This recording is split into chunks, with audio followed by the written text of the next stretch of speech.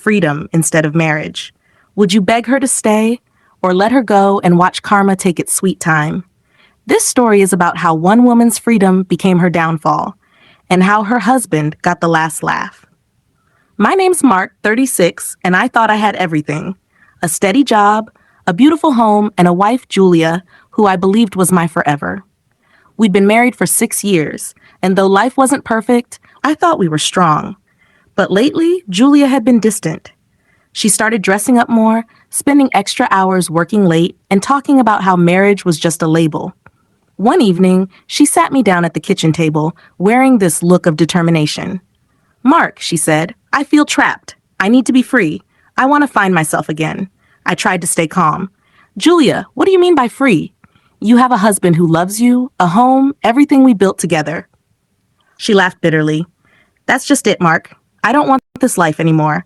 I want to live without being tied down. No rules, no expectations." The words hit like a punch. I asked her if there was someone else and she shrugged, not denying it. Maybe there is, maybe there isn't. I just want freedom. That night, she packed a suitcase and walked out. No tears, no goodbyes, just cold silence. I spent the next week trying to keep myself together. The house felt empty, but something in me knew she'd regret it. And then karma showed up sooner than I expected. About a week after she left, I got a message from one of her friends, Lena. She sent me a photo. Julia, sitting outside an old trailer, looking completely broken. Her freedom had turned into a nightmare. Lena told me Julia had run off with some guy named Derek, a wannabe musician with no job, no money, and a big mouth. He'd promised her adventure. They were living out of his friend's trailer, drinking cheap beer and fighting every night. I couldn't help but laugh, quietly to myself. The woman who once complained that our house wasn't modern enough was now sleeping in a rusty trailer. But that wasn't the end. A few days later, Julia called me. Her voice was trembling.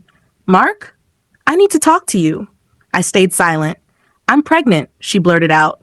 "I don't know what to do." I took a deep breath. "Congratulations, but I'm guessing it's not mine."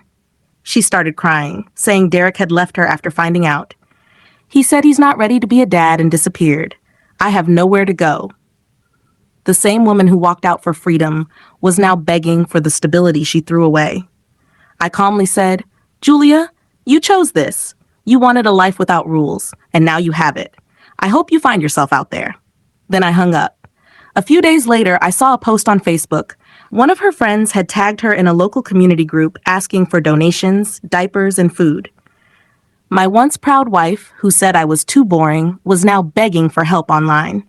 It hurt, I won't lie. I didn't marry her hoping she'd end up like this. But sometimes people have to lose everything to realize what they had. Fast forward 6 months, I'd moved on.